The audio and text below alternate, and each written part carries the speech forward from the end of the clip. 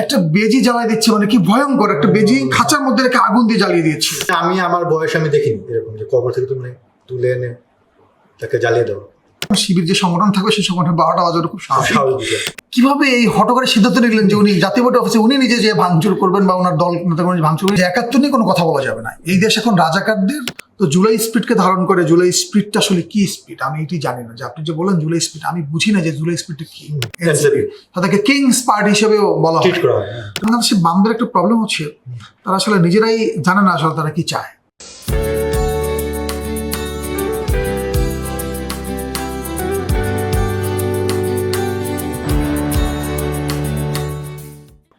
প্রিয় দর্শক, আপনারা দেখছেন আমার বাংলার নিয়মিত আয়োজন কথা সামান্যই। আমাদের আজকের যিনি অতিথি, আমাদের সঙ্গে যিনি কথা বলবেন, তিনি একজন গণমাধ্যম ব্যক্তিত্ব, পরিবেশ আন্দোলন কর্মী, আর অনেক পরিচয় আছে। আমরা কথা বলতে বলতে তার সঙ্গে জানবো। তিনি শাকিল আহমেদ। শাকিল ভাই, আমাদের স্টুডিওতে আপনাকে আরেকবার স্বাগত। আপনাকে দেশের অবস্থা খুবই গরম, মানে এটা ভাদ্র মাস, মাস অনুযায়ী, কিন্তু এই ভাদ্রর গরমের সঙ্গে রাজনৈতিক উত্তাপটাও অনেক বেশি। সব কিছু মিলে আবার যদি বলি যে ট্র্যাজেডিও অনেক বেশি। এখন যদি আমরা একদম রিসেন্ট ঘটনা বলি, যেটা রাজবাড়িতে ঘটলো, নূরের পাগলার লাশ তুলে জ্বালিয়ে ফেলা, আসলে জাতি হিসাবে আমরা আইডেন্টিটি হারাচ্ছি কিনা। না, আমরা যদি একটু চিন্তা করি, বিগত কয়েক দশকের যে রাজনৈতিক যাত্রা আমাদের বাংলাদেশে, সেখানে এত ন্যাক্কারজনক ঘটনা ঘটেছে বলে আমার জানা নেই। আমার তো বয়স হতো না, তো সেক্ষেত্রে আমার বয়স আমি দেখিনি এরকম যে কবর থেকে তুমি তুলে এনে তাকে জ্বালিয়ে দেওয়া। এইটা কোনো না কোনো জাতির সঙ্গে আবার সিঙ্ক করে যারা এগুলো নিয়ে থাকে। আসলে আমি তাদের নামটা মেনশন না করি এই মুহূর্তে। আমরা কি আসলে কি বলবো, আমাদের জাতিসত্তার যে এতদিনের যে শিষ্টাচার বলি বা আমাদের যে সহনশীলতা, আমরা কি সব হারিয়ে ফেলেছি? কি মনে হচ্ছে আপনার? খুব মুশকিল। মানে সেটা হচ্ছে যে আপনি যদি গত বছর খানেকের বেশি সময় ধরে আমাদের এইখানে যে সহিংসতার ঘটনাগুলো ঘটছে, সেটা যদি ভালো করে দেখেন, আপনি বুঝবেন যে আমরা আসলে মানে মানসিকতা এত বেশি পরিবর্তন, এত অল্প সময় এত বেশি পরিবর্তন, এটা ভাবা যায় না বাঙালিদের যে এত বেশি পরিবর্তন হবে।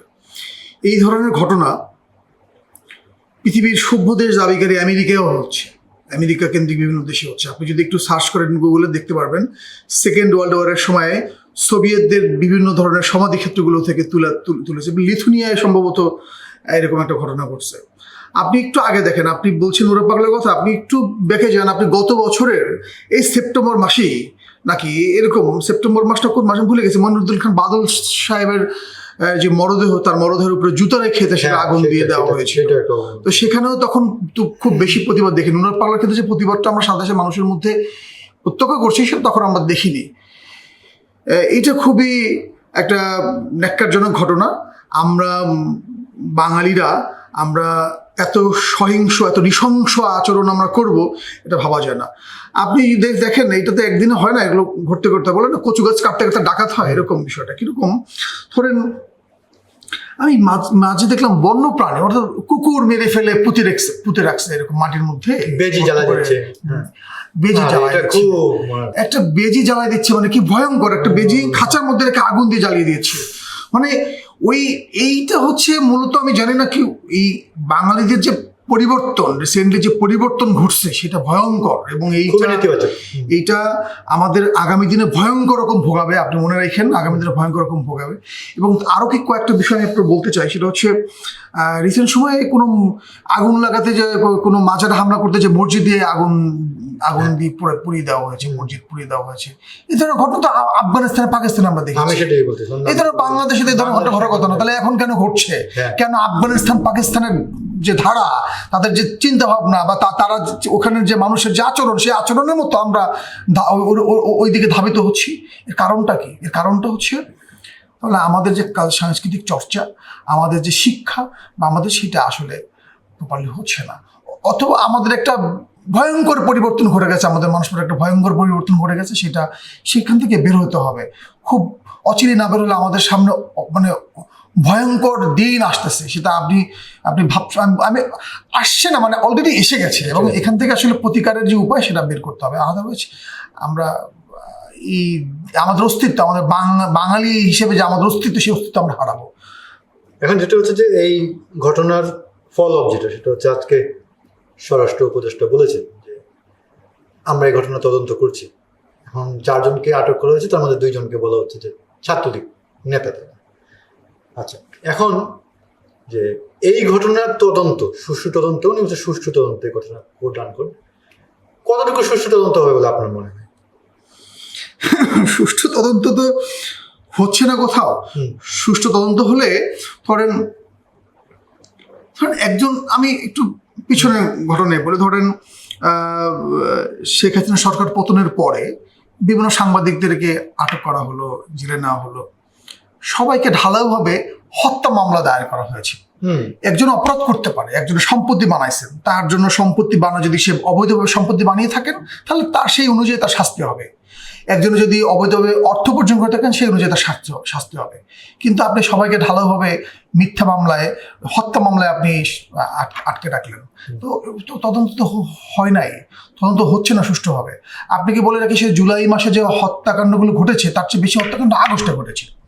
হ্যাঁ, তো তার মানে কি হচ্ছে, তার মানে আমি আগস্টের ঘটনাগুলো নিয়ে কোনো আলোচনা নাই, কিন্তু জুলাই ঘটনা নিয়ে অনেক আলোচনা, অনেক প্রকাশনা বেরোচ্ছে, অনেক কিছু, কোনো আলোচনা নেই। আরে মানুষ তো মারা যাচ্ছে, সেই জুলাই তেমন আগস্টে মানুষই তো মারা যাচ্ছে। তো এখন বিষয় হচ্ছে যে কোনো ঘটনা যদি সুষ্ঠু তদন্ত হতো তাহলে এই ঘটনা, এরকম ঘটনা ঘটতো না। শুরু থেকে যদি হতো তাহলে এরকম ঘটনা ঘটতো না। ফলে সুষ্ঠু তদন্ত হবে কি হবে কিনা সেটা চাই না। কারণ আপনি এই ঘটনায় 3000-এর অধিক মানুষের নামে মামলা হয়েছে। এখন যেটা হবে ওই পলিটিক্যাল স্বার্থে, মানে বিভিন্ন আগেও আমরা দেখেছি, এখনও দেখবো, সেটা পলিটিক্যাল স্বার্থে বা বর্তমানে যারা দেশ রাষ্ট্র পরিচালনা করছেন তারা তাদের স্বার্থে বা তারা এই মামলাটাকে এমন দিকে ধাবিত করবে, অথবা এমনভাবে ধরপাকড় করবে, রাজনৈতিক প্রতিপক্ষ হিসেবে যারা থাকবেন তাদেরকে ধরপাকড় করেই করা হবে। এরকম সুস্থ তদন্ত হবে বলে আমি বিশ্বাস করি না, বা সেটা বিশ্বাস করতে চাই, সেরকম কোনো মানে সেরকম আস্থা রাখবো, সেরকম কোনো নজির আসলে মতো আমরা দেখতে পাইনি। আর বিষয় হচ্ছে যে আমরা এর ব্যাপারে যদি বলি, কি বলে, আমাদের ডাকসু ইলেকশন চলতেছে, 2টা জরিপ হয়েছে, এর মধ্যে 2টাতেই দেখা যাচ্ছে যে শিবিরের প্রার্থী যে সাদিক কায়েম এগিয়ে আছে। এই ঢাকা ইউনিভার্সিটি এতদিনের যে প্র্যাকটিস, ঢাকা ইউনিভার্সিটির ফসল হচ্ছে আপনাদের সদিয়ানি, আমরুল্লাহ, আরও যারা আছে অন্যান্য দলের আছে, সেইখান থেকে এইখানে এই প্রভাবের জায়গায় আমরা জানি না আসলে যে ইলেকশনের রেজাল্ট কি হবে। মানে অনেকে বলে যে মিথ্যা 3 প্রকার, মিথ্যা ডাহা, মিথ্যা বুথ ফেরত জরিপ, হ্যাঁ এরকম হতে পারে। তো ওইরকম কোনো, মানে বেশিরভাগ আমি অনেকের সঙ্গে কথা বলেছি, তারা বলছে যদি কোনো মিরাকল না ঘটে তাহলে হয়তো সাদিক কায়েমই এবারে ভিপি হবে। তো এইখানে এই প্ল্যাটফর্মে এসে শিবির দাঁড়ালো কিভাবে? তারা একটা অ্যাকর্ডিং টু কি বলে তাদের কথা অনুযায়ী তারা খুব নিষ্পেষণের মধ্যে দিয়ে গত 15 বছর ছিল, ঢাকা ইউনিভার্সিটি তারা এতদূর আগালো কিভাবে এই অবস্থার মধ্যে থেকেও, সেটা আপনার কি মনে হয়? আমি তো মনে করছি আগায় না ঢাকা ইউনিভার্সিটি। এতদিন ওরা হচ্ছে অন্য একটা সংগঠনের মধ্যে গুপ্ত অবস্থা ছিল, সেই সংগঠনে 12টা বাজিয়েছে, যে সংগঠনে ছিল, কারণ শিবির যে সংগঠন থাকবে সেই সংগঠনে 12টা বাজানো খুব স্বাভাবিক। তো এতদিন তারা ছিল, এখন তারা সুযোগ পেয়ে প্রকাশ্যে এসেছে, এখন তারা কথা বলছে। এবং যে জরিপের কথা বলছেন, একটা জরিপ তো শিবিরা নিজেরাই করেছে, ওদের নিজেদেরই অর্গানাইজেশন থেকে একটা জরিপ করেছে, সেই জরিপে ওরা নিজেরা দেখেছে ওরা ভোট পাবে। এখন আপনি যদি আমাদের লাস্ট নির্বাচনের দিকে যান, সেই নির্বাচনে দেখবেন যে সেই নির্বাচনে নুরুল হক নূর ভিপি হয়েছিলেন, এবং নুরুল হক নূর কত ভোট পেয়েছিলেন? সম্ভবত 11,000 সামথিং ভোট পেয়েছিলেন। 9,000 ভোট পেয়েছিলেন সেই সময়, ছাত্রলীগের ক্যান্ডিডেট 9,000-এর মতো ভোট পেয়েছিলেন। তবে অন্যান্য ক্যান্ডিডেটরা ভোট পেয়েছিলেন, আরো অনেক ক্যান্ডিডেট ছিল, বামদের ক্যান্ডিডেট ছিল, আরো অনেক ক্যান্ডিডেট ছিল। তো আমরা সেইখানে যদি একটু ধরে নিলাম যে মফস্বল থেকে যেসব ছেলেমেয়েরা ঢাকা শহরে, মানে ঢাকা বিশ্ববিদ্যালয়ে পড়তে আসেন, মফস্বলের যেসব ছেলেমেয়েরা, তারা কাদেরকে ভোট দেন? তারা নর্মালি ভোট দেন, যেটা হয় সেটা হচ্ছে পরিবার বিভিন্ন সময় যে রাজনীতি করেছেন, ধরেন কেউ বিএনপি রাজনীতি করেছে, আওয়ামী রাজনীতি করলে ছাত্রলীগের প্রার্থী দিয়ে ভোট দিতে, মানে যদিও ছাত্রলীগের প্রার্থী নেই মানে হলে ভোট দিতেন, অথবা বিএনপি রাজনীতি তারা ছাত্র দলের প্রার্থীকে ভোট দেন। আর এসে খুব অল্পই ধরেন বাম রাজনীতি করে, ধরেন মফস্বল দিকে এসে কিছু ছেলেমেয়েরা এসে বাম রাজনীতি করে, সংখ্যা খুবই কম। আর শিবিরের ভোট কারা? শিবিরের ভোট হচ্ছে তারা, শিবিরের ভোট কিন্তু আজকে 2-1 দিনের মধ্যে হয় না, শিবিরের ভোট প্রাইমারি থেকে, অর্থাৎ ওরা শিবিরের এমন একটা করে ওরা ওদের ধ্যান জ্ঞান হচ্ছে তারা প্রাইমারি থেকে রিক্রুট করে বা আরো পর থেকে রিক্রুট করে, ওরাই হচ্ছে মুসলিম শিবিরের রাজনীতি করে। সংখ্যাটা খুবই কম। আপনি যদি একটু ভালো করে একটু পর্যবেক্ষণ করেন দেখতে পারবেন যে এই সংখ্যাটা খুবই কম। আর শিবির, আমার তো মনে হয় না শিবির এখানে একটা খুব একটাই করবে। এখানে আপনি বলে রাখি, সেটা হচ্ছে আমার কাছে মনে হয় সব দিক থেকে আমি যেটা মনে হয়েছে, যা দেখেছি বা যেভাবে করেছি, তাতে মনে হচ্ছে যে আমার বিচারে ছাত্র দলের যে ক্যান্ডিডেট আছেন তারা এগিয়ে থাকবেন। আমার বিচারে এরকম হচ্ছে, তারা এগিয়ে থাকবেন। আর 15 বছর ধরে শিবির নিপীড়িত নির্যাতিত এই কথা বলতে আমি রাজি না ঢাকা বিশ্ববিদ্যালয়। তারা ঢাকা বিশ্ববিদ্যালয়ের যেসব শিবিরের সংগঠন যারা এখন আত্মপ্রকাশ করেছেন শিবির হিসেবে, তারা অন্য যে সংগঠনের মধ্যে ছিলেন সেটা অনেকেই সবাই জানেন, অধিকাংশের বিভিন্ন সংগঠনের মধ্যে ছিলেন। ফলে এরকম করে বলার, নিজে তো নিচে নিপীড়ন এরকম বলার কোনো যৌক্তিকতা আমি দেখছি না। আরেকটা বিষয় হচ্ছে যে ঢাকা বিশ্ববিদ্যালয় তো এইখানে হচ্ছে যে ধরেন ছাত্রলীগের যেহেতু ক্যান্ডিডেট নাই, ছাত্রলীগের প্রার্থীরা কাকে ভোট দেবে? ছাত্রলীগের প্রার্থী মানে ছাত্রলীগের যারা ভোটার তারা নিশ্চয়ই শিবিরকে ভোট দিবে না, আমি যতটুকু মনে করি তাহলে শিবিরকে অন্তত ভোট দেবে না। তো সেখানে যদি ভোট না দেন তাহলে তার ভোটটা হয় ছাত্রদলে যাবে অথবা অন্য সংগঠনগুলো হিসেব করবে। ফলে এটা বলা যায় না আসলে, কারণ বামদেরও অনেকগুলো প্যানেল হয়েছে, দুইটা প্যানেল হয়েছে বামদের, ছাত্রীরা অন্য ফ্রন্ট মিলে 2টা প্যানেল হয়েছে। তারপরে আপনার স্বতন্ত্র প্যানেল আছে, আলাদা আলাদা ব্যক্তি মানে স্বতন্ত্রভাবে নির্বাচন করেছেন। তারপরে হচ্ছে আপনার, ফলে এখানে অনেক মানে ভোটের বিষয়টা এভাবে। আর যে জরিপটা দেখেছি, 2টা জরিপই আমার ধারণা 2টা জরিপই হচ্ছে, একটা তো আমি জানি শিবিরের সংগঠনের, এবং যে সংগঠন জরিপ করেছে সংগঠনের প্রতিষ্ঠাতা উনি আবার ওই ক্যান্ডিডেটও বটে আর কি, মানে উনি ক্যান্ডিডেটও বটে। তো হচ্ছে এরকম বলার অপেক্ষা রাখে না যে শিবির এগিয়ে থাকবে, আমি মনে করছি না। মানে এটা আমি বাইরে থেকে যতটুকু অবজারভেশন করেছি সে দেখে আমি বললাম।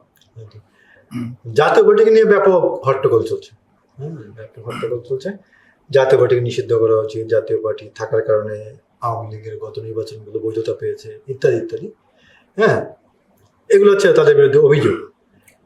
But the way they are acting, তারা যেভাবে জাতীয় পার্টিকে মানে কি বলবো যে কোণঠাসা করার চেষ্টা করতেছে বা নিষিদ্ধ করার চেষ্টা করছে, মানে এই ওয়েটা কি সুস্থ মনে হয় আপনার কাছে কি মনে হয়? এটা একটা ফ্যাসিস্ট আচরণ, একদমই 100% ফ্যাসিস্ট আচরণ। আপনি জাতীয় পার্টি যদি কোনো অপরাধ অন্যায় করে থাকে, ব্যক্তিগতভাবে জাতীয় পার্টির কোনো নেতা যদি করে থাকে, তাদের বিচার হওয়া উচিত, তাদের বিচার হতে পারে, সেটা আলাদা বিষয়। কিন্তু পার্টিগতভাবে আপনি ঠিক আছে, ওকে, আপনি যদি মনে হয় যে আপনার ক্ষমতা আছে, আপনি ফ্যাসিস্ট আচরণ করবেন, নিষিদ্ধ করে দেন, কোনো সমস্যা নেই। কারণ আপনি জাতীয় পার্টির বসে আগুন দিয়ে পোড়াবেন, জাতীয় পার্টি হামলা করবেন, মানুষকে পিটাবেন, এটা কেমন ধরনের আচরণ? আবার একবার হামলা হয়েছে, সেই হামলা নিয়ে কত ঘটনা হলো, একজন আহত হলেন, একজন নুরুল হক নূরের যে দল গণ অধিকার পরিষদ, তারা কিভাবে একটা রাজনৈতিক দল কিভাবে একটা রাজনৈতিক দলের অফিসে যে হামলা করতে পারে? এটা কোনো আচরণ হলো? এটা কোনো রাজনৈতিক আচরণ হয়?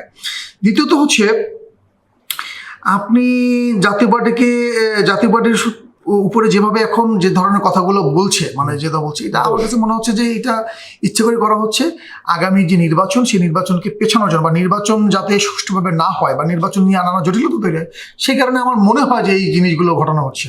কারণ একটা জাতীয় পার্টির মধ্যে একটা দলকে আপনি তার অফিসে হামলা করবেন, ভাঙচুর করবেন, অগ্নিসংযোগ করবেন, ঘোষণা দিয়ে যাবেন, তারপরে একবার ঘটনা ঘটছে, তারপর আবার ঘটতে দিয়েছে সরকার, সেটা খুবই অন্যায় করছে। সরকার একদমই ফ্যাসিস্ট আচরণ করছে। এটা কোনোভাবেই সরকারের এই ধরনের ফ্যাসিস্ট আচরণ করা উচিত না। এবং এই বিষয়টা যেমন কি বলে পাবলিকলি বললেন আমাদের আইন উপদেষ্টা আসিফ নজরুল, এই সরকারের বড় 2টা ব্যর্থতার মধ্যে একটা হচ্ছে যে মব নিয়ন্ত্রণ করতে পারিনি। তো আসলে সরকার একজন ঘোষণা দিয়ে যাচ্ছে, ওই কার্যালয়টা রক্ষা করা কি সরকারের জন্য খুব বেশি চ্যালেঞ্জিং? মানে সরকার পারতেছে না কেন?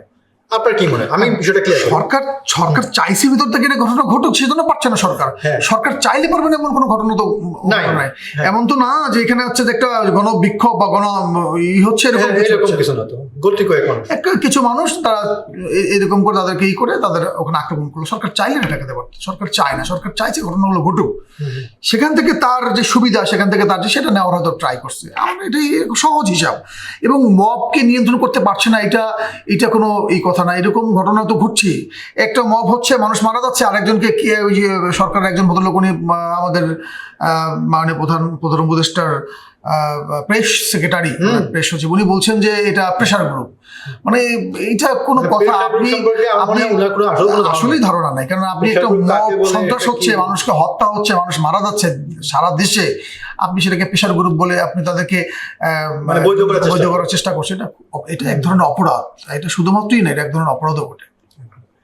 একটা বিষয় হচ্ছে যে আপনি একটু আগে ভিপি নূরের কথা বললেন, যেমন গণ অধিকার পরিষদের নেতা বা প্রধান ব্যক্তি, সে হচ্ছে পিটুনিতে পড়ে বেশ অবস্থা খারাপ। তো রাশেদ চৌধুরী বারবারই আমাদের সেনাবাহিনীর ব্যর্থতা এখানে দেখতে পাচ্ছেন। সেনাবাহিনী এখানে ভূমিকা রাখে না, সেনাবাহিনী দাঁড়ায় ছিল, ইত্যাদি ইত্যাদি ইত্যাদি। তো আসলে এর অভিযোগের প্রেক্ষিতে আসলে মানে আমাদের কি ভাবা উচিত, মানে এই বিষয়টা কিভাবে দেখেন? আমি আসলে যেটা বলি যে নূরের মতো একজন ঢাকা বিশ্ববিদ্যালয়ের ভিপি ছিলেন, উনি দীর্ঘদিন ধরে রাজপথে আছেন, হ্যাঁ। তো ওনার মতো একজন ব্যক্তি উনি কিভাবে এই হঠকারী সিদ্ধান্ত নিলেন যে উনি জাতীয় পার্টি অফিসে উনি নিজে যে ভাঙচুর করবেন বা ওনার দল নেতাকর্মী ভাঙচুর করবেন? হ্যাঁ, এটা তো হঠকারী সিদ্ধান্ত ছিল ওনার। এবং এই ধরনের সিদ্ধান্ত ওনার যে রাজনৈতিক অপরিপক্কতা সেটাই প্রকাশ পেয়েছে। সো এইখানে আর্মির বিষয়টা কেন আসবে? আর্মি কি করবে না, আর্মি তো আর্মির কাজই করবে, সেটা তো জিজ্ঞেস করতে একটা হট্টগোল জিজ্ঞেস করে পেটা তো সুযোগ নেই আসলে, যে আপনি তুমি কোনটা করো, তুমি কি আগুন দিতে আসছো নাকি তুমি বাঁচাতে আসছো, সেটা তো সুযোগ নেই। সেনাবাহিনী দোষারোপ করা তো আসলে এটা অর্থহীন ব্যাপার, আসলে একটা বিষয়ে গোলা করার চেষ্টা করা, মানে বিষয়টা মানে টোটাল ঘটনাটা খুবই দুঃখজনক। মানে আক্রমণ করা, তারপরে পিটানো খাওয়া, সবকিছুই তো দুঃখজনক। এরকম ঘটনা ঘটা আসলে উচিত না। এবং যারা রাষ্ট্রীয়ভাবে ক্ষমতায় আছেন তাদের উচিত এ ধরনের ঘটনা আগামী ঘটতে না দেওয়া, এসব ঠিক জরুরি। আর একটা বিষয় হচ্ছে ডেডলাইন ঘোষণা করা হয়েছে নির্বাচনের, বহুল প্রতীক্ষিত নির্বাচন। তো সেই নির্বাচন হচ্ছে ফেব্রুয়ারির প্রথমার্ধে নির্বাচন। তো সেক্ষেত্রে আসলে এখনো পর্যন্ত আমাদের সামনে দলগুলো আছে এবং জোট ক্লিয়ার না।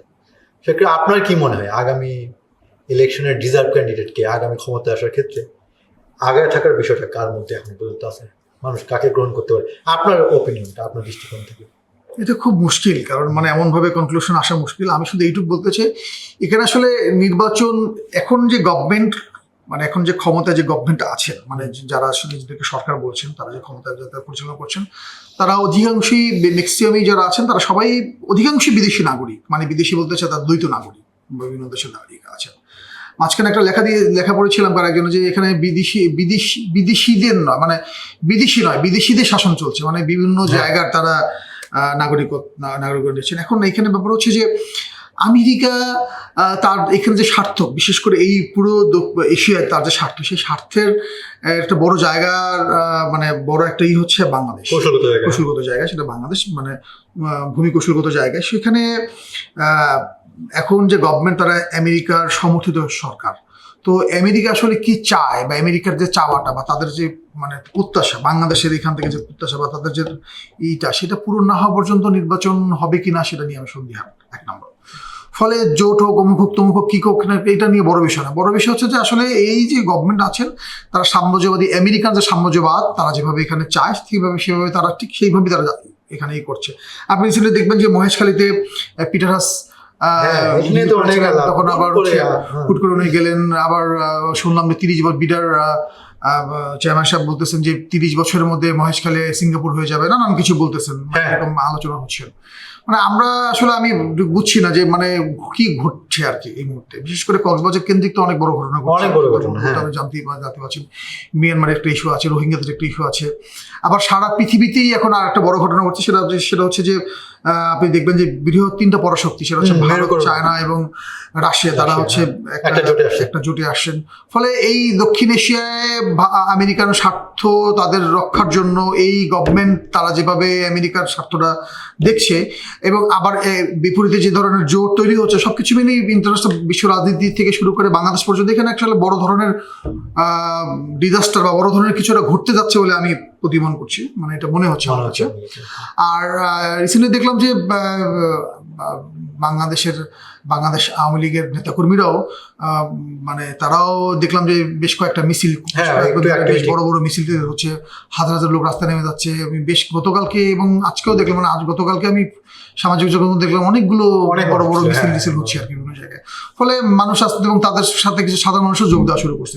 আমার কাছে মনে হচ্ছে যে আস্তে আস্তে সিচুয়েশনটা অন্যরকম অন্যদিকে যাচ্ছে, আবার আমরা একটা ভয়ঙ্কর অন্য কোনো সহিংসতা দিকে চলে যাচ্ছি কিনা সেটাও হচ্ছে প্রতিবার। আমি সেটাই আসলে বলতে চাচ্ছিলাম ইনডিরেক্টলি যে মানে আমাদের জন্য কি অ্যানাদার ব্লাড শেড অপেক্ষা করতেছে, আরেকটা রক্তপাত এরকম কিছু, মানে আমরা আরেকটা বাংলাদেশে যাওয়ার জন্য, ইলেক্টেড গভর্নমেন্টের ক্ষেত্রে যাওয়ার জন্য সেই জায়গার আগে যে মধ্যে যে সময়টুকু, এই সময়টুকুর মধ্যে কি কোনো আরো কোনো রক্তপাত আমাদের দেখতে হবে এরকম মনে হয়?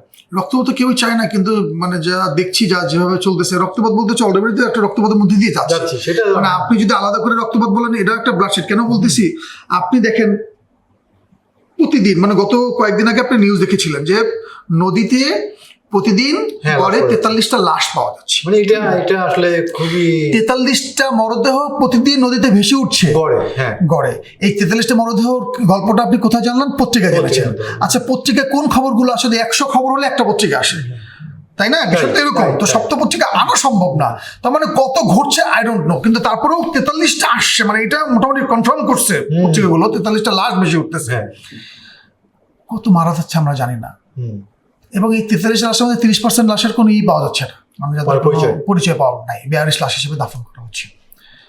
অলরেডি ব্লাডশেড হচ্ছে বাংলাদেশে, বিভিন্ন জায়গায় মানুষ মারা যাচ্ছে, সাধারণ মানুষকে হত্যা করা হচ্ছে, লুণ্ঠন করা হচ্ছে, করা হচ্ছে, মেয়েদেরকে রেপ করা হচ্ছে, ব্রুটালি রেপ করা হচ্ছে, সংঘবদ্ধ ধর্ষণ করে মারা হচ্ছে। কি ঘটছে না বলেন না? মোটামুটি শুনি যে চাপে সবাই আছে, মানে এমনিতে যারা মানে চাপ শুনে থেমে যাচ্ছে এরকম মানুষের সঙ্গে অনেক, মানে যে তারা হয়তো থেমে গেছে, এই কাজটা করো না, তাদেরকে ওইভাবে কিছু করা হচ্ছে না। কিন্তু আপনার এই পানির কথা শুনে আমার মনে হলো যে লাশ পাওয়া যাচ্ছে, তো একদিনের হিসাবের মধ্যে তো আমাদের বিভূতও আছে। তা বিভুরঞ্জন সরকারের সঙ্গে আমার 2 জায়গায় চাকরি করার সৌভাগ্য হয়েছে, একটা হচ্ছে দৈনিক মাতৃভূমিতে, আর হচ্ছে সাপ্তাহিক মৃদু আসন, 2টাতে। আমি আমার জীবনে কোনো সময় যে কটা দিনই ওনার সঙ্গে কাজ করছি, আমি একবার ছেড়ে চলে আসার পরে উনি আমার ফোন করে নিয়ে গেলেন, কি হয়েছে? আমি বললাম যে এই বিষয়, বলে যে ঠিক আছে চাকরি করা লাগবে, আপনি আমার প্রত্যেক সপ্তাহে 4 পৃষ্ঠা বিনোদন করে দেন। হ্যাঁ, এবং যে কোনো সমস্যায় উনি মানে এত অপটিমিস্টিক ছিলেন। তো সেইখান থেকে একটা মানুষের এত বড় পরাজয়, এই যে আপনার 2 জন সে আত্মহত্যা করেছে, এই যে প্রেশারটা, এটা অবশ্যই রাষ্ট্র কর্তৃক প্রেশার। আমি একটু বলতে চাই, সেটা হচ্ছে এই পরাজয় বিভু রঞ্জন না, এই পরাজয় আসলে আমাদের।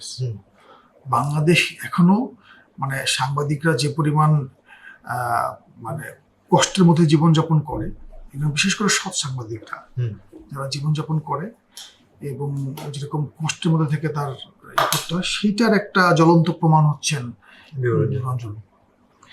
বিভুদার মৃত্যুটা এটা জাতির প্রতি একটা চট্টঘাত বলা যায়, কারণ একটা মানুষ যে কোনোদিন কারো দালালি করেননি, যে তার একদম সৎভাবে সংগঠিত করে গেছেন, আজকে উনি লিখতে পারছেন না, সেটা একটা চাপ, প্রেশার গ্রুপের চাপ, মানে প্রেশার গ্রুপ বলতে তথাকথিত প্রেশার গ্রুপের চাপ।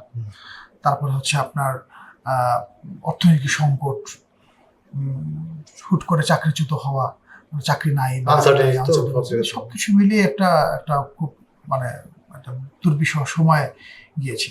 তো বিভূতির মৃত্যুটা হচ্ছে আসলে পুরো জাতির প্রতি একটা চট্টঘাত, পুরো জাতি। যেখানে আপনি মানে এখন আমি আলাপ করতেই কষ্ট হচ্ছে, কোনো ম্যাক্সিমাম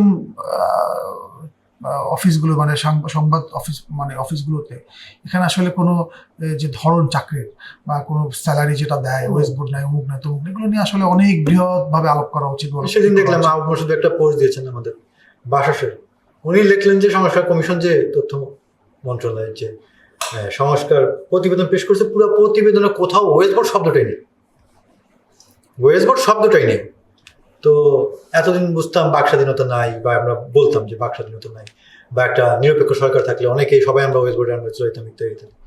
আসলে এইখানটাতে কোনো চেঞ্জ আসলো না আসলে, আমার যেটা মনে হয়। আর বিভূতির বিষয়টা হচ্ছে শোনার পর থেকেই খুবই এখন মানে গুঞ্জন অনেক রকমের, কেউ বলতেছে যে না উনি এত দৃঢ় মানুষ, কি বলে মানসিক শক্তির অধিকারী, উনি আসলে ওনার পক্ষে আসলে এটা করা সম্ভব না, এটা কোনো না কোনো ভাবে কিলিং।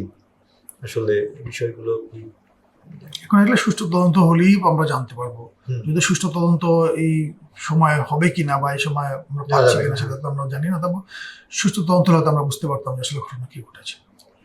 আর একটা বিষয় হচ্ছে যে আওয়ামী লীগ নিষিদ্ধের দাবি, যেটা ছাত্রলীগ নিষিদ্ধ করা হয়েছে, আওয়ামী লীগ নিষিদ্ধ করা হয়েছে, কি বলে দাবি তোলা হচ্ছে। এখন তো যেটা হচ্ছে যে আসলে একদল দাবি তুললে আরেকদল সেটা হচ্ছে ঠিক আছে। যেমন একটা বিষয় খুব অবাক লেগেছিল সেটা যে আগের রাত্রে হচ্ছে ছাত্রদল 18টা হলে কমিটি দিল, পরদিন শিবির গিয়ে হচ্ছে যে খুব হইচই, ভিসিরে ধরলো, আটকাইলো, বেশি বলে আবার বন্ধ, হলে রাজনীতি চলবে না বিষয়টা। এইরকম অবস্থা আর কি বর্তমানে। তো সেক্ষেত্রে এই যে আওয়ামী লীগের দাবি এটা আসলে কতটুকু যৌক্তিক, হ্যাঁ সেটা একটা বিষয় যদি বলে। দেখেন আমি হচ্ছে কাউকে নিষিদ্ধ করে, আপনি যদি কাউকে নিষিদ্ধ করে আসলে একটা করা যায় না। ইন্টারপ্রেট যেটা হচ্ছে যেমন বিএনপিটার বিপক্ষে আরো যারা আছে বেশিরভাগই যে না এটা মানে, কারণ তাদের মধ্যে হয়তো একটা ভয় কাজ করছে হুইজ নেক্সট, হ্যাঁ এটা একটা বিষয় থাকতে পারে, সেখান থেকে বলতে পারে। কিন্তু আসলে সবকিছু মিলে হিসাব করলে আসলে এটা এই দাবিটা কতটুকু যৌক্তিক? এটা মোটেই যৌক্তিক দাবি না। একটা রাজনৈতিক দল যারা এই দেশের মুক্তিযুদ্ধে নেতৃত্ব দিয়েছে, এই দেশকে এই জায়গায় এত দূরে নিয়ে আসছে, মানে বিভিন্ন সময় এত ছিল, সেইখানে একটা দলকে আপনি নিষিদ্ধ করে দেবেন হুট করে, এটা কিভাবে আপনি করেন? এমনি আপনি যদি এই দলের যেসব নেতাকর্মীরা অপরাধ করেছে, অন্যায় করেছে, লুটপাট করেছে, দুর্নীতি করেছে, তাদেরকে শাস্তি দেন, তাদেরকে প্রমাণস্বরূপ তাদেরকে শাস্তি দেন, তাদের সম্পত্তি বাজেয়াপ্ত করেন, না কোনো সমস্যা নাই। কিন্তু আপনি একটা দলকেই আপনি করে দেবেন, দলের অপরাধ, দল কি করেছে ব্যক্তি যে সে একটা করবে, আপনি করতেছেন। এটা এক ধরনের ফ্যাসিস্ট চিন্তা ভাবনার বহিঃপ্রকাশ ছাড়া আর কিছুই না। আরেকটা বিষয় হচ্ছে যে আমরা জানতে পারলাম একটু আগে, আমরা আগের থেকেই জানি, সেটা হচ্ছে যে আওয়ামী লীগের সমর্থনে মিছিল হচ্ছে ছোট ছোট করে। তো এই দলটা মাত্র ক্ষমতা থেকে গিয়েছে, এইটা আরেকটু ম্যাথিকর কথা ছিল, নেতাকর্মীরা একত্রিত হতে পারছেন না কেন? আসলে আমার কাছে কেন জানি মনে হয় যে বাংলাদেশ আসলে পুলিশের অ্যাক্টিভিটিস খুব একটা, মানে আমি খুবই কম দেখি আসলে মানে পুলিশের অ্যাক্টিভিটিস এখন, হ্যাঁ সেক্ষেত্রে তারা একত্রিত হতে পারতেছে না কেন? কি সমস্যা আসলে মনে হচ্ছে আমার কাছে? আসলে দেখেন আমি আসলে এই বিষয়ে শুধু এটুকুই বলতে চাই। আমি গতকালকে বললাম না যে গত 2 দিন ধরে আমি ফেসবুকে মানে সামাজিক যোগাযোগ মাধ্যমে বেশ কয়েকটা মিছিলের ছবি দেখেছি। শুরুর দিকেও মিছিল আওয়ামী লীগ কিন্তু মানে এই ঘটনার কয়েক মাস পরেই কিন্তু কয়েকটা মিছিল করেছে বিভিন্ন জায়গায়। সেই মিছিলের লোকজন ছিল খুব কম, অল্প কিছু লোকজন ছিল, কিন্তু ডে বাই ডে লোক বাড়ছে। গতকালকে দেখলাম সেখানে 1000-2 বেশিও লোক ছিল। তেজগাঁওতে একটা মিছিল দেখলাম ফেসবুকে, তেজগাঁও হিসেবে ফেসবুকে লিখেছে। এখন আসলে কোথায় আমি ভালো করে দেখে দেবো, যেহেতু আমি যে মিছিলের যে সাইজ দেখলাম তাতে মনে হচ্ছে যে 1000-2 লোক হবে। তো এখন আস্তে আস্তে বিভিন্ন জায়গায় এখন একটা বিষয় হচ্ছে যে এমন ওরা একটা দল গত 1 বছরের মধ্যে যে পরিমাণ ধরপাকড়ের মধ্যে দিয়ে গেছে, যে পরিমাণ মানুষ মানে যে পরিমাণ এ দলের কর্মীরা জেলে আছে, যেই আছে, সেইখান থেকে তারা এরকম একটা মিছিল করছে, সেটাই অনেক আমার কাছে তো মনে হচ্ছে যে এটা মানে একদমই এটা।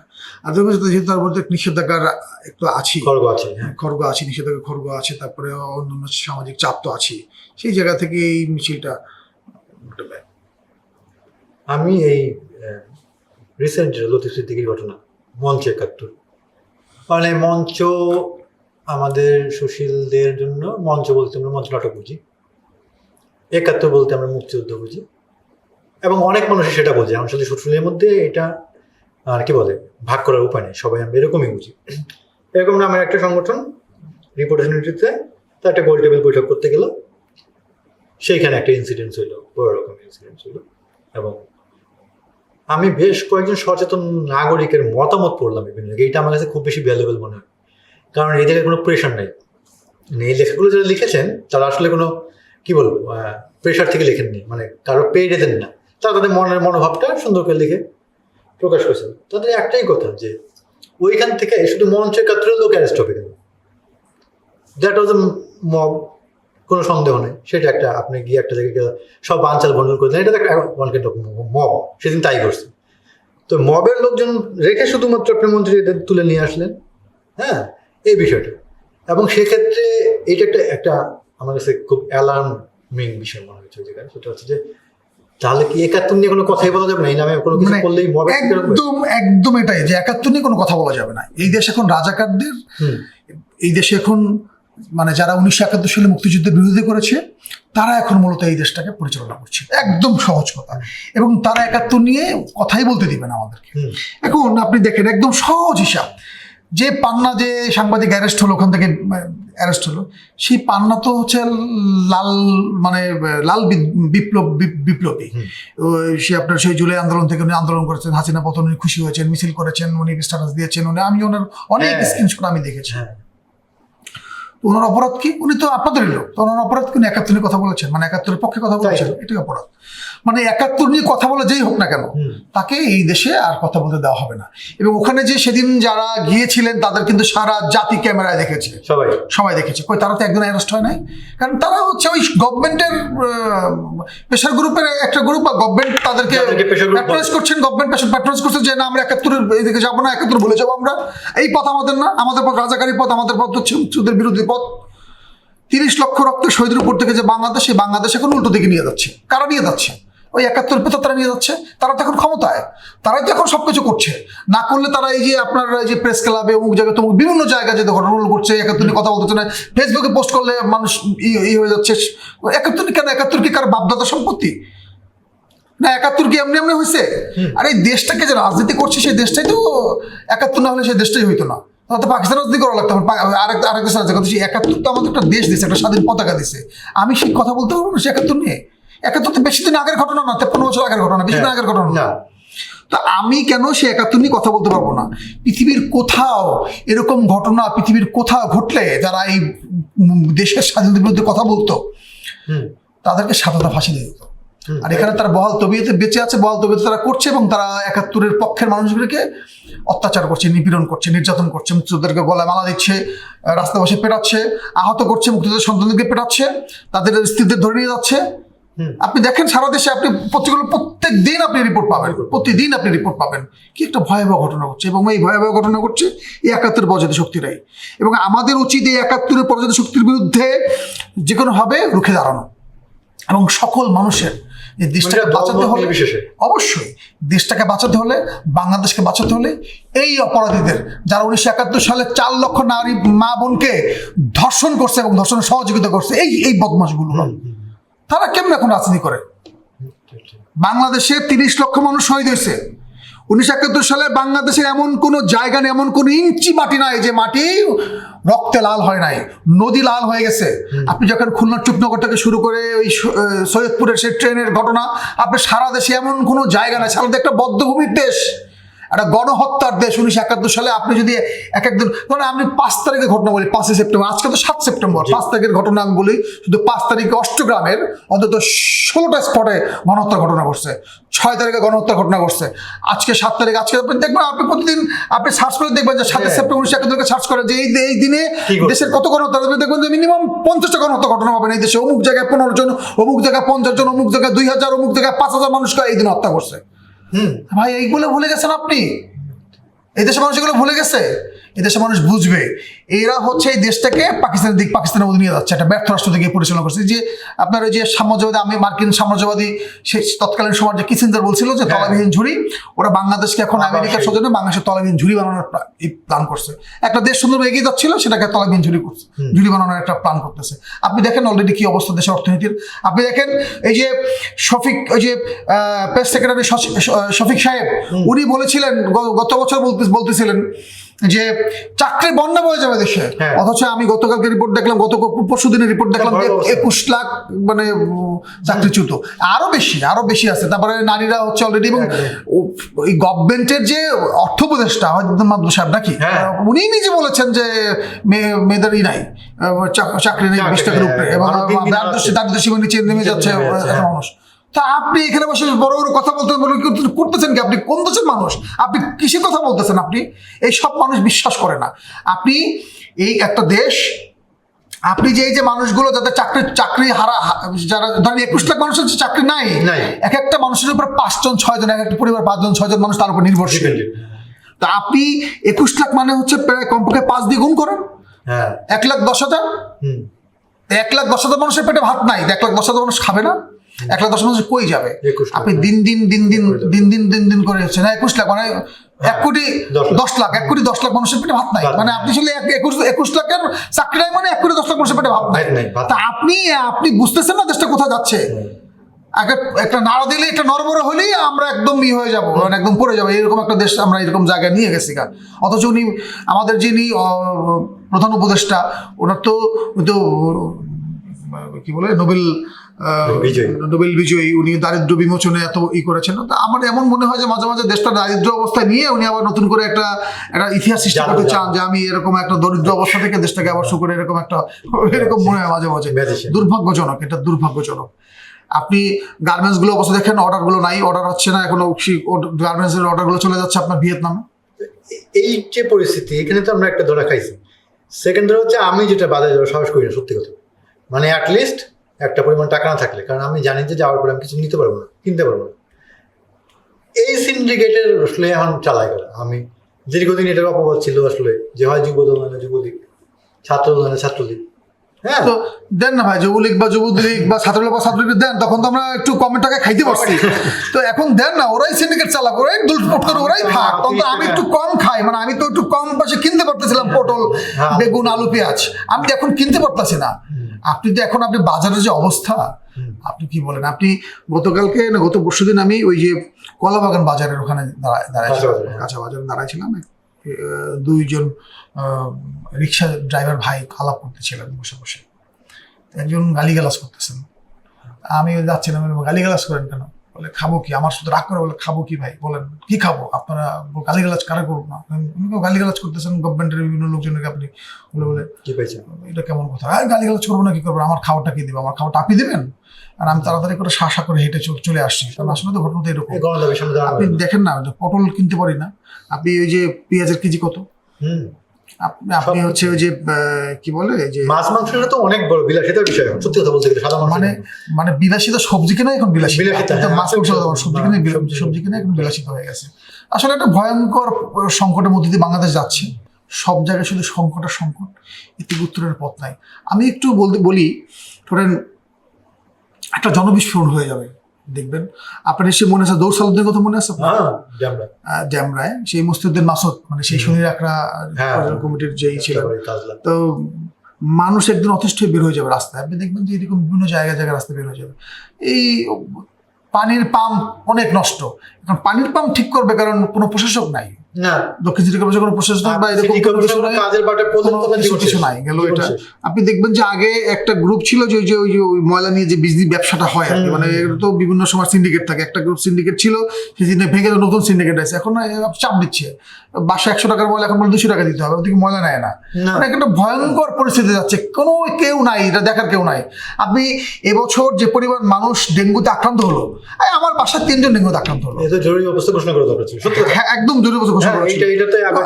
আপনি শুনলাম নাকি গত এত বছরে কত কোটি টাকা না 1000 কোটি টাকার কাছাকাছি নাকি শুধু ওষুধের পিছনে, মশার ওষুধের পিছনে খরচ করা হয়েছে, অমুক খরচ তমুক খরচ, কত আউটপুট নাই। এই যে এতগুলো টাকা মানুষ, মানে এতগুলো প্রাণহানি হলো এবং এতগুলো মানুষ যে হসপিটালাইজ হলো, তাদের যে একটা আর্থিক একটা চাপ গেল, সেটার নিয়ে কথা বলার কেউ নাই। আপনি তো মানে একটা দেশের কোনো অভিভাবক নেই আমার মনে হচ্ছে, দেশের কোনো কিছু নাই, মানে এখন যে কি হচ্ছে এটা বোঝা যাচ্ছে না। একটা ভয়ঙ্কর একটা দুঃসময় পার করছে বাংলাদেশ। এই দুঃসময় তো 1971 সালের মধ্যে এত দুঃসময় ছিল না, আমার মনে হয়েছে যে এত খারাপ অবস্থা ছিল না, মনে হয় ভয়ঙ্কর অবস্থা, দেশ চলতেছিল, হ্যাঁ দেশ চলছে, মানে এত ভয়ঙ্কর অবস্থা ছিল না, কারণ তখন ধরুন যুদ্ধ চলতেছে ফ্রন্টে, আবার হচ্ছে তখন সবই মানুষ পাইছে এই করতেছিল, মানে কিন্তু এরকম বাজে অবস্থা, এত ভয়ঙ্কর অবস্থা ছিল না। হ্যাঁ অবস্থা ছিল যে মানুষ হত্যা করছে, ওরা খুন করেছে, ওরা করেছে, ঠিক আছে, হত্যাকাণ্ড করছে, প্রতিদিন 8,000 10,000 12,000 মানুষ মারছে, সেটা একটা ঘটনা। কিন্তু আমি বলতেছি যে অন্যান্য বিষয়তে গভর্নমেন্ট মানে অপারেশনাল যে বিষয়গুলো, সেটা বোধহয় এত মজা ছিল, এত খারাপ অবস্থার মধ্যে আমরা যাচ্ছি। একদম ভিন্ন প্রসঙ্গের বাইরে প্রসঙ্গের আপনি আপনার বিশ্লেষণটা বলবেন। শুধু এত সুন্দর সুন্দর কথা বলে, এত ভালো ভালো কথা বলে, এত স্বপ্ন দেখে, তারপরে বাংলাদেশের বামেদের কোনো জায়গা হলো না কেন? দেখেন আমার কাছে খুব একটা মুশকিল কারণ এটা বলার, কারণ আমিও একসময় বাম ছাত্র সংগঠনের মধ্যে থেকে মানে এসেছি, বাম ছাত্র সংগঠন করেছি, এবং আমি গর্বের সাথে বলি এটা, কারণ আমি এটা সবসময় বলি যে আমি যেই হ্যাঁ আমি রাজনীতিকে আসার পরে হয়তো আর ওদের রাজনীতি করি নাই, মানে দীর্ঘদিন ধরে আমার নাই। বাংলাদেশে বামদের একটা প্রবলেম হচ্ছে, তারা আসলে নিজেরাই জানে না আসলে তারা কি চায়, এটা আমার কাছে মনে হয়েছে। ভীষণ ক্লিয়ার। ভীষণ ক্লিয়ার। আপনি খেয়াল করেন জুলাই যখন শুরু হচ্ছে তখন বিশ্লেষণ মানে আমরা তো জানতাম বামরা সবচেয়ে বেশি চিন্তাশীল হয়, তারা বেশি হয়, তারা অনেক বেশি করতে পারে, প্রতিক্রিয়াশীল। নট অনলি প্রতিক্রিয়াশীল, ধরেন একটা বিষয় নিয়ে অ্যানালিসিস তাদের ক্ষমতা ভালো থাকে। কিন্তু দুর্ভাগ্যজনক হলো সত্য যে জুলাইয়ের ঘটনায় সেখানে যে এই যে বাংলাদেশ বিরোধী শক্তি, যারা আসলে বাংলাদেশকেই বিশ্বাস করে না, যারা আসলে পাকিস্তান বন্দী, সেই শক্তিটাই যে জুলাইতে এত বড় চক্রান্ত করছিল জুলাই মুভমেন্টের সময়, সেই সময় কিন্তু বামরা এটা অনুধাবন করতে পারে না। এবং আমরা যারা বাইরে থেকে আমরা যারা বিভিন্ন বিষয়ে আলাপ করেছি, কথা বলেছি, এগুলো করেছি, তখন অন্যভাবে তো আমাদেরকে ট্রিট করা হতো। তো এই যে এখন আসলে তারা কিছু কিছু, আমি এখন লেখা পড়ি বামদের মধ্যে কিছু কেউ সেগুলো লিখছেন যে আমরা একটা কনস্পিরেসির মধ্যে দিয়ে গেছি, আমরা ইউক্রেনে যে কনস্পিরেসি হয়েছে সেই কনস্পিরেসি আমাদের এখানে হয়েছে, বিভিন্ন জায়গা থেকে নিয়ে আসছে, নানান কিছু নিয়ে বলতেছে। বামদের কোনো ওই কনক্রিট কোনো জায়গা আসলে এরকম রাজনৈতিক মাঠেও তারা করতে পারে। আর একটা ব্যাপার হচ্ছে যে রাজনীতি বামপন্থীরা করে, তারা মানুষের কাছে যাচ্ছে না, তারা মানুষের কাছেই যাচ্ছে না। আমি উদাহরণ দিয়ে বলতে চাই না, কারণ খারাপ লাগবে, শুধু এইটুকু বলতে চাই যে আমি অনেক বামপন্থী বড় বড় মানে ঐতিহাসিক রাজনৈতিক দলের ঐতিহাসিক বড় নেতা, সে দেখুন এলাকায় গেলে 2000 ভোট পায় না নির্বাচন, অথচ আমি বলতে পারি যে এরকম র্যান্ডম একটা মানুষও দাঁড়ায় মানুষের কথা বলে তার চেয়ে বেশি ভোট পায়। ঠিক আছে, তো এই যে পরিস্থিতি তারা বামরা নিজেরাই দেয়, তারা নিজেরাই জানে আসলে তারা কি চায়। ঠিক আছে, ফলে দীর্ঘদিন ধরে তারা এরকম আসে, এবং আগামী দিনেও এই বামদের কোনো পলিটিক্যাল মাঠে বা ইসের মধ্যে বামদের একটা জায়গা নিতে গেলে তাদেরকে অনেক চড়াই উত্তরায়, অনেক লড়াই সংগ্রামের মধ্যে দিয়ে যেতে হবে, আদার্স এগুলো সম্ভব না। নতুন একটি দল যেটা হচ্ছে যে জুলাই স্পিরিট দল বলা হয়, এনসিপি সম্পর্কে আমি মাঝামাঝি কোনো প্রতিক্রিয়া পাইনি। যারা খুব আবেগে আসছে তারা 300 আসনের প্রার্থী, সংখ্যাগরিষ্ঠতা নিয়ে হচ্ছে তারা সরকার গঠন করবে, এই হলো এক। আর দ্বিতীয়টা হচ্ছে খুব হোপলেস, সেটা হচ্ছে যে এটা প্রত্যেকটা প্রার্থী জামাও ধরাবে। এই দুই মাঝামাঝি কোনো রিয়াকশন কারণ নেই। হ্যাঁ, যে আমরা নতুন দল হিসাবে হয়তো 30টা সিট পাবো, 20টা সিট পাবো, বা আমাদের যে সেন্ট্রাল লিডারগুলো খুব পরিচিত হয়ে গেছে 4-5 জন, এরা তো পাশ করবে, এরকম গড়পড়তা কোনো বা যৌক্তিক কোনো কথা আমি শুনি না। আমি শুনতে পাই এরকম তারা সংখ্যাগরিষ্ঠ আসন পাবে, কিংবা আরেক দল বলে যে তারা হচ্ছে জামান ধরাবে। আপনার চিন্তা কি এই বিষয়ে? আপনার কি মনে হয়, প্রেডিকশন কি? দেখেন, সেটা হচ্ছে দল করার অধিকার সবার আছে, দলকে করতেই পারে, এবং আমি অবশ্যই যে কোনো ভিন্ন মতকে আমি শ্রদ্ধা জানাই এবং একদম স্বাগত জানাই। কথা হচ্ছে যে তার সাথে রাজনৈতিকভাবে মতদর্শন থাকবে, মানে থাকবে, সে পলিটিক্যাল অপোনেন্ট হতে পারে, আমি সেই অনুযায়ী তার সাথে কথা বলবো, কিন্তু দল করার অধিকার সবার আছে। তো জুলাই স্পিরিটকে ধারণ করে, জুলাই স্পিরিটটা আসলে কি স্পিরিট আমি এটি জানি না। যে আপনি যে বলেন জুলাই স্পিরিট, আমি বুঝি না যে জুলাই স্পিরিটটা কি, মানে জুলাই স্পিরিটটা কি সেটাই আমি জানি না। তো জুলাইতে যে মেটিকুলাসলি ডিজাইন যে প্ল্যানটা হয়েছে, সেই প্ল্যানের যারা হচ্ছে ইমপ্লিমেন্ট করছে, সেই যারা ইমপ্লিমেন্ট করছে তাদের দল হচ্ছে এনসিপি, তাদেরকে কিংস পার্টি হিসেবেও বলা হয়। তো কিংস পার্টি তো ক্ষমতায় আছে, তারা তো ক্ষমতার অংশীদার, এখন ক্ষমতা থেকে তারা নির্বাচন করে যদি তারা 300 আসন থেকে 300 আসনে প্রার্থী করে দেয়, তো কিছু অডিট হওয়ার কিছু নেই, আবার যদি একজনও না পাঠাতে অডিট হওয়ার কিছু না। কিন্তু যদি গ্রহণযোগ্য এবং সকলের অংশগ্রহণে নির্বাচন হয়, তাহলে হচ্ছে যে আপনি বাংলাদেশে একটা সিট বের করা মুশকিল হয়ে যাবে, এটা কোনো সন্দেহ নাই। তবে আমি একটা জিনিস বলতে চাই, সেটা হচ্ছে যে একটা দল বা রাষ্ট্রের একটা ভিশন থাকে যে আমি দেশকে আগামী 20 বছরে অমুক জায়গায় নিয়ে যেতে চাই, আগামী 10 বছর অমুক জায়গায় নিতে চাই। তো তারা রাজনীতি মাঠে আসছে, তাদের আগামী দিনে তাদের ভীষণ আমরা জানবো। এখন তো আমরা জানি না তাদের ইস্তে বা তারা কীভাবে চিন্তা করছে, সেটা শুনতে পারি এটা আমি। তবে বাংলাদেশের মতো জায়গায় যেখানে বাংলাদেশের মানুষের যে রাজনৈতিক বোধ বা তাদের যেই চিন্তা, সেই জায়গা থেকে যদি আমি তাদের বিশ্লেষণ করে বলি, তাহলে বলবো যে এনসিপি গ্রহণযোগ্য, গঠনমূলক, গ্রহণযোগ্য এবং সবার অংশগ্রহণ নির্বাচন যদি হয় এবং মানুষ যদি আসলেই সকলেই ভোট দিতে পারে, কোনো কনস্পিরেসি না হয়, তাহলে একটা সিট পাওয়া মুশকিল হয়ে যাবে এনসিপির জন্য, কোনো সন্দেহ নাই। আমি সারা বাংলাদেশ ঘুরেছি সংগঠনগুলোর কারণে, আমি বাম ছাত্র সংগঠনের নেতা ছিলাম, আমি সাংস্কৃতিক সংগঠনের বড় নেতা ছিলাম, সারা দেশ আমি ঘুরেছি, সারা দেশে আমি ঘুরেছি, সেখানে মানুষদের সাথে এখন এখনো কথা হয়, যাওয়া হয়, বিভিন্ন জায়গায় ঘোরা হয়। তো রাজনীতি অনেক বড় বিষয়, ভোটের রাজনীতি অনেক অন্যরকম বিষয়। তো ভোটের রাজনীতিও ধরেন আপনি বিভিন্ন সময় আপনি ধরেন বিকল্প ধারার কথা বলো, নিশ্চয় মনে আছে। হ্যাঁ, একটু বড় রাজনৈতিক ব্যক্তিত্ব, চৌধুরী, হ্যাঁ। তো উনি দল করলেন, তারপরে কি হয়েছিল আমরা দেখেছি, উনি বড় রাজনীতি ছিলেন। তো তারপরে বিভিন্ন সময় আমরা অনেক রাজনৈতিক সংগঠন দেখেছি। এনসিপিকে মানুষ বিশ্বাস করবে বা এইসব ছেলেদেরকে বিশ্বাস করবে, এই মানুষ যে বিশ্বাস করবে সেটাই আমার বিশ্বাস হয় না। মানে আমি তো তাদের বিশ্বাস করার কথা, মানুষ যে তাদেরকে বিশ্বাস করবে সেই জিনিসটা আমার বিশ্বাস হয় না।